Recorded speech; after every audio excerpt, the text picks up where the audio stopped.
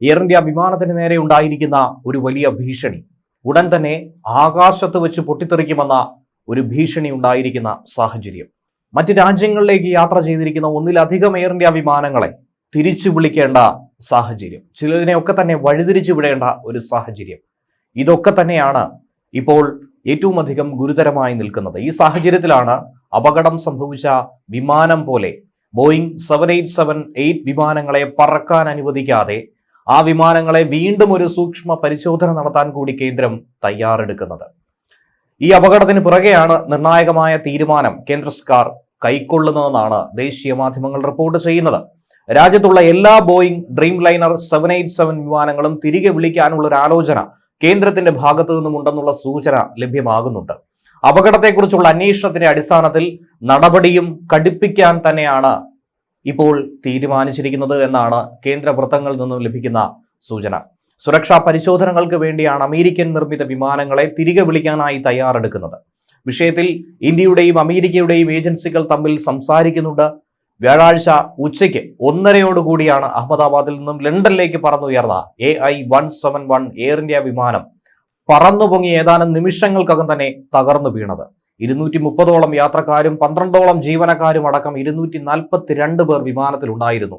അതിൽ ഒരാൾ അത്ഭുതകരമായി രക്ഷപ്പെട്ടതൊഴികെ മറ്റെല്ലാവരും തന്നെ മരണപ്പെട്ടു എന്നാണ് മനസ്സിലാക്കാൻ കഴിയുന്നത്. ആകെയുള്ള മരണസംഖ്യ, വിമാനം ഇടിച്ചും തകർന്നും കെട്ടിടത്തിലുണ്ടായിരുന്നതും പരിസരവാസികളുമായിട്ടുള്ള ആകെ മരണസംഖ്യ 295 എന്നാണ് അനൌദ്യോഗികമായ വിവരം. അത്രയധികം ഭയപ്പെടുത്തുന്ന വിവരമായി തന്നെയാണ് ഈ വിമാന അപകടത്തെക്കുറിച്ച് നമുക്കിപ്പോൾ അറിയാനായി കഴിയുന്നത്.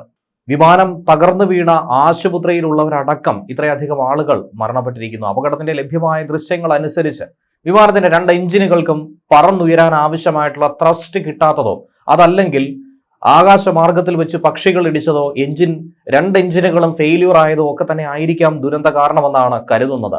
എന്തു തന്നെയായിരുന്നാലും ഏറ്റവും ഒടുവിൽ സംശയങ്ങൾ നിൽക്കുന്നത് സാങ്കേതിക തകരാറിലേക്ക് തന്നെയാണ്. അതുകൊണ്ടാണ് ഈ വിമാനത്തിന്റെ സീരീസുകളെ ഒക്കെ തന്നെ തിരിച്ചു വിളിച്ച് അതിൽ വീണ്ടും ഒരു സുരക്ഷാ പരിശോധന നടത്താൻ തന്നെ തീരുമാനിക്കുന്നത്. ഇതിനിടയിൽ തന്നെ നേരത്തെ പല ആരോപണങ്ങൾ ഉയർന്നു കേട്ടിരുന്നു. വിമാനത്തെക്കുറിച്ചുള്ള പരാതികൾ, ഈ വിമാനം അപകട സാധ്യത ഉണ്ടാക്കുമെന്ന സൂചനകൾ, ഇതൊക്കെ തന്നെ പലരും സോഷ്യൽ മീഡിയ പ്ലാറ്റ്ഫോമുകളിലൂടെ ഇപ്പോൾ പങ്കുവെക്കുന്നുണ്ട്.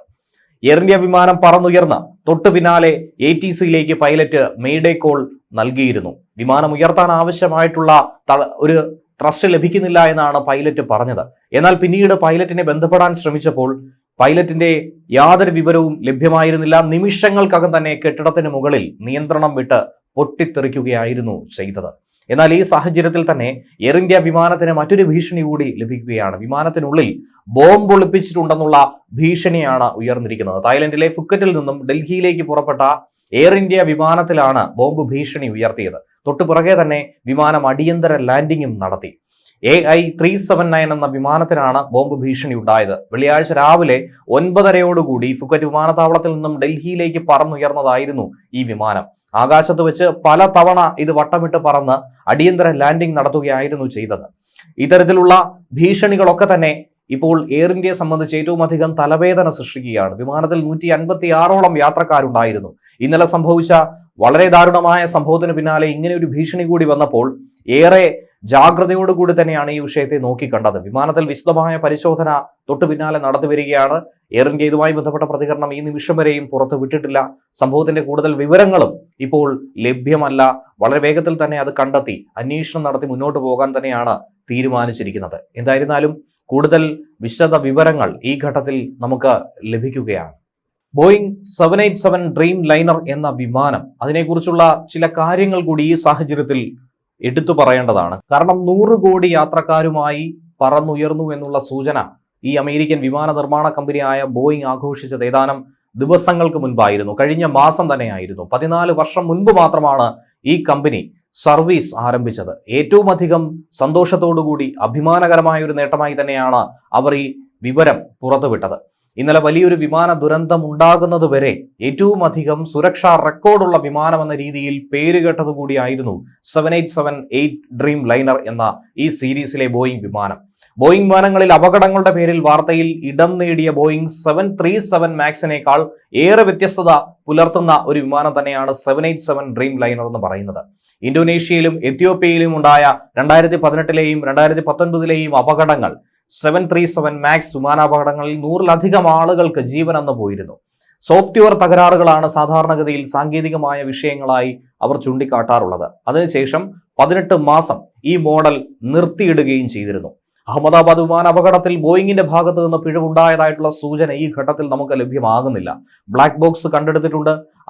അതിലെ ശബ്ദങ്ങളൊക്കെ തന്നെ പരിശോധിച്ച് എന്താണ് പൈലറ്റ് പറയുന്നത് എന്നുള്ളത് മനസ്സിലാക്കി, മറ്റു വിവരങ്ങൾ, സാങ്കേതിക പ്രശ്നങ്ങൾ മനസ്സിലാക്കി തന്നെ ആയിരിക്കും എന്താണ് ഇതിന്റെ പ്രധാനപ്പെട്ട കാരണമെന്നുള്ളത് പുറം ലോകത്തിന് മുന്നിൽ എത്തിക്കാൻ സാധിക്കുക. വിമാനത്തിന്റെ ബ്ലാക്ക് ബോക്സിലൂടെ മാത്രമേ യഥാർത്ഥ കാരണം ലോകത്തിന് മുന്നിൽ അനാവരണം ചെയ്യാനായി സാധിക്കൂ.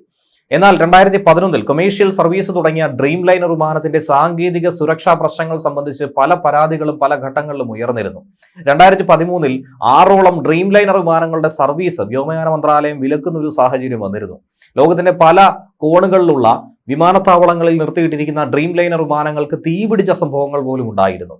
ജപ്പാനിലെ ഓൾ നിപ്പോൺ എയർവേസിന്റെ വിമാനത്തിന് ഒരു തവണ അടിയന്തര ലാൻഡിംഗ് നടത്തേണ്ട ഒരു സാഹചര്യം ഉണ്ടായിരുന്നു. അന്ന് ആളപായമൊന്നും തന്നെ സംഭവിച്ചിരുന്നില്ല. അഹമ്മദാബാദിലാണ് ഇത്രയധികം ദാരുണമായ ദുരന്തം ഡ്രീം ലൈനറുമായി ബന്ധപ്പെട്ട് 787-മായി ബന്ധപ്പെട്ട് സംഭവിച്ചിട്ടുള്ളത്. എയർ ഇന്ത്യക്ക് ഈ വിമാനം ഉൾപ്പെടെ 27ഓളം ഡ്രീം ലൈനർ സീരീസുകളിലെ ബോയിങ് വിമാനങ്ങളാണ് നിലവിലുള്ളത്. ഈ വിമാനങ്ങളിലെ ബാറ്ററിയിൽ, കാരണം ഇത് ലിഥിയം അയൺ ബാറ്ററി ആയതുകൊണ്ട് തന്നെ തീപിടിക്കുന്ന സാഹചര്യങ്ങൾ ഉണ്ടായിട്ടുണ്ട്. ബാറ്ററി സംവിധാനം റീഡിസൈൻ ചെയ്യാതെ ഡ്രീം ലൈനർ ഓപ്പറേഷനുകൾ നടത്താൻ കഴിയില്ലെന്ന് അമേരിക്ക തന്നെ ഇടക്കാലത്ത് ഒരു നിലപാടെടുത്തിരുന്നു. 2013 ജനുവരിയിൽ അമേരിക്കൻ ഫെഡറൽ ഏവിയേഷൻ അഡ്മിനിസ്ട്രേഷൻ മുഴുവൻ ഡ്രീം ലൈനർ സർവീസുകളെയും സസ്പെൻഡ് ചെയ്യുന്ന ഒരു സാഹചര്യം ഉണ്ടായിരുന്നു.